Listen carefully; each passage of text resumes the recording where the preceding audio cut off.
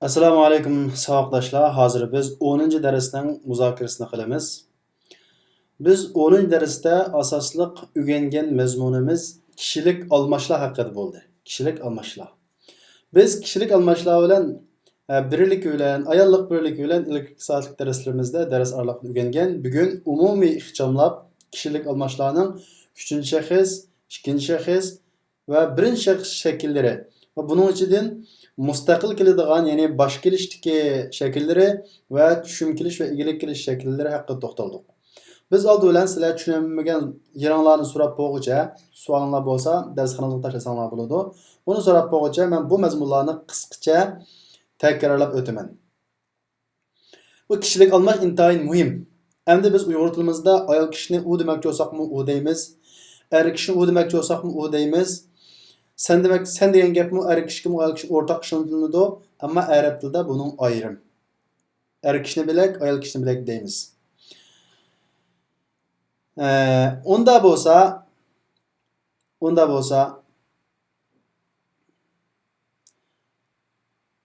oldi bilan kishilik almashlar cho'ng jihatdan ikki turga bo'linadi.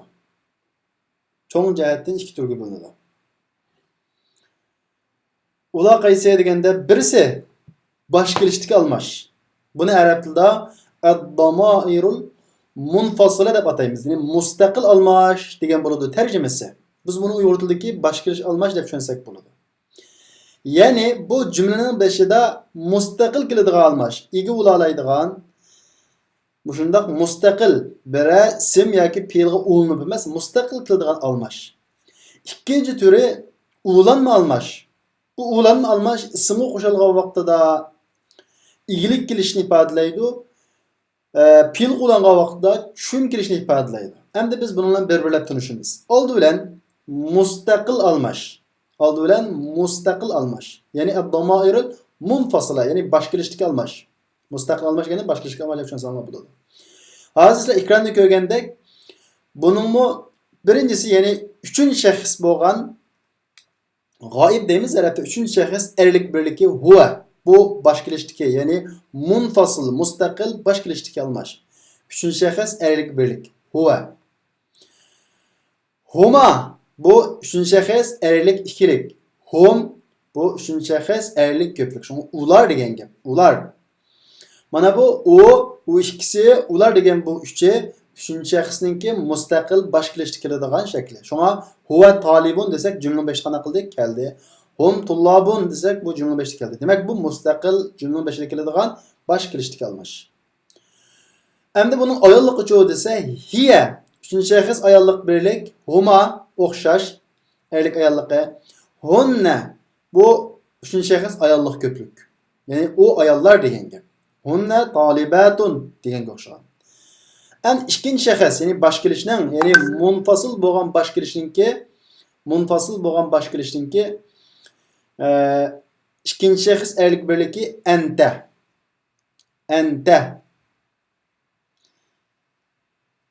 Sen degan gap, ya'ni erlik birlik. Antuma 2-shaxs erlik ikilik, sizlar ikkinglar. Antum sizlar, ya'ni 2-shaxs erlik ko'pligi. Endi 2-shaxs ayollik birligi anti, ya'ni taqinda o'qilgan, zir o'qilgan. Antuma sizlar ikkinglar bu o'xshash ayolligi, antunna 2-shaxs ayollik ko'plik. 2-shaxs ayollik ko'plik. Sizlar ayollar degan gap. Masalan,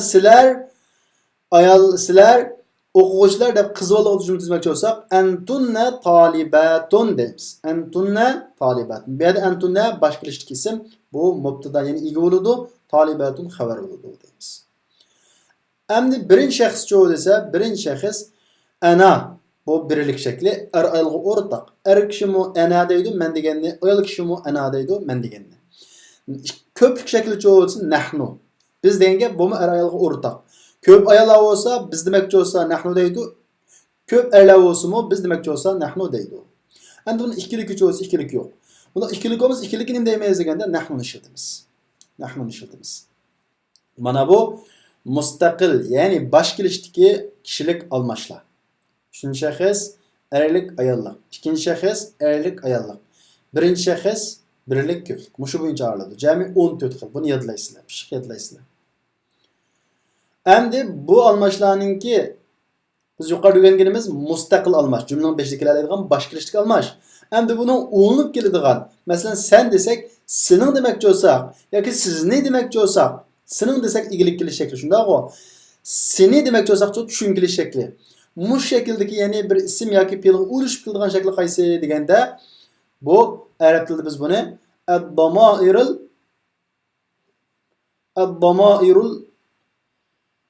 muttasilatul mansuba vel mecrura deb ataymiz. Buni atsanglar al-damairul muttasila deb atsanglar bo'ladi. Al-damairul muttasila. Mansuba mecrura degan sizlar kanalga keltirmay turinglar.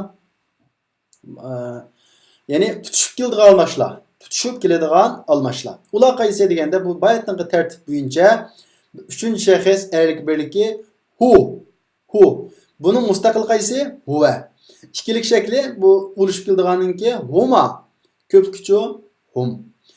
Endi bu qanday oluşib keldi deganda, masalan, ism oluşib kelsa, kitabuhu olsa, uning kitobi degan bo'ladi. Demak, kitobni igilab keldi. Shuning uchun biz uni igilik kelish shakli deymiz.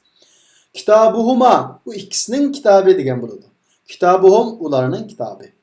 Endi bu bir fe'l oluşib qolsa, bu tushuntirishni ifodalaydi. Masalan, darabahu uni urdi.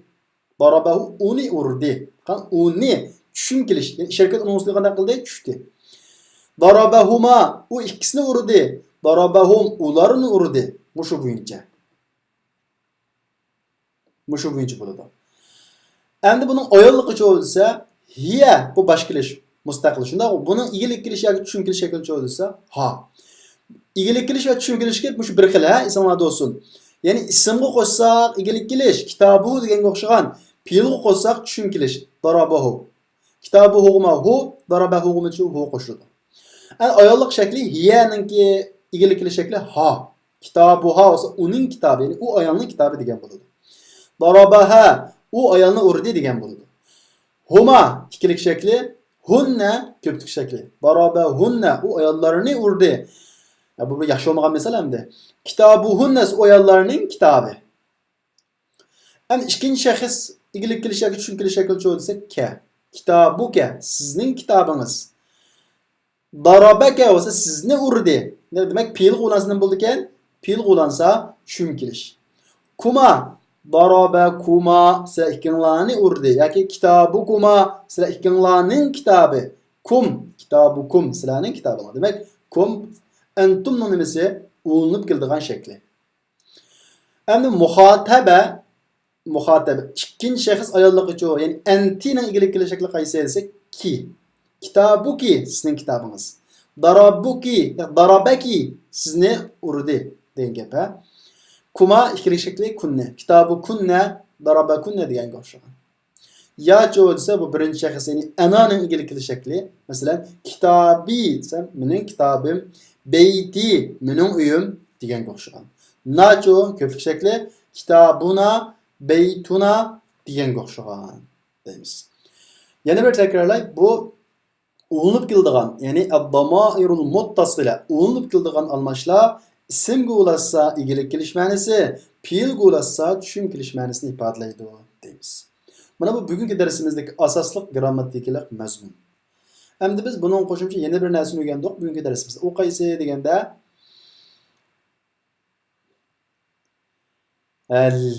li bilan indining farqini o'rgandik. Endi inda degan qishida, yanida degan gap. Qishida, yanida degan gap. Licho indi olsa qishimda, menda degan bo'ladi. Licho olsa mening.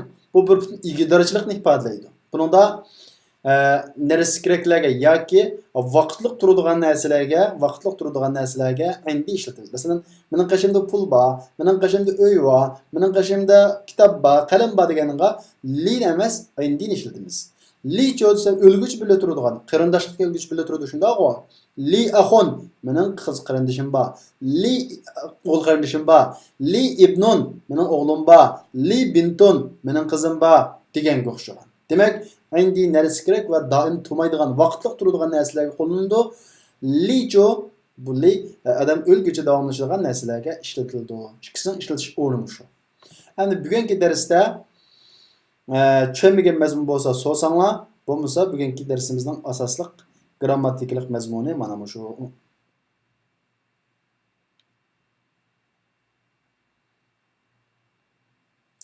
Boshqa savollar bo'lsa so'ranglar. Endi yana bir gap. Bugungi topshiriqda ko'pincha o'quvchilar shu lug'ati al-uyg'uriyya degan gapni xato yozibsizlar. Al-uyg'uriyya degan gapni xato yozibsizlar. O'zimizningki bir tili to'g'ri yozishni o'rganinglar. Men hozir ekranga chiqarib beraman. Shu ekranga chiqqani to'g'ri. Al-uyg'uriyya vo bilan ba, alif bilan yana o'tirsa vova. Al-uyg'uriyya. Al-uyg'uriyya bu shaklda yoziladi.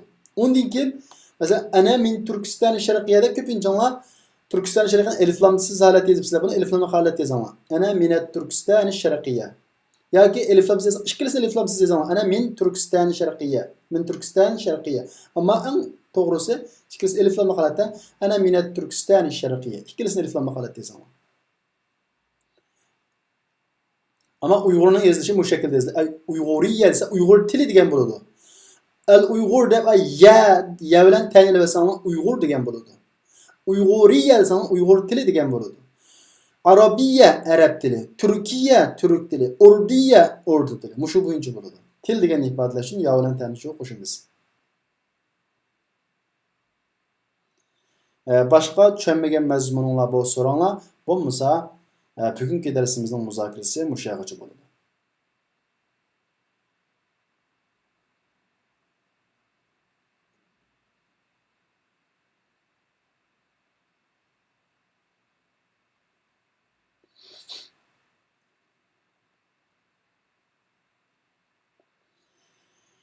Qaraganda saboqdoshlarning tushunmagan mazmuni yo'q o'xshaydi. Unda saboqdoshlar biz dushanba kuni muzokaramizni ko'rishaylik. Hammalarga Alloh omonat.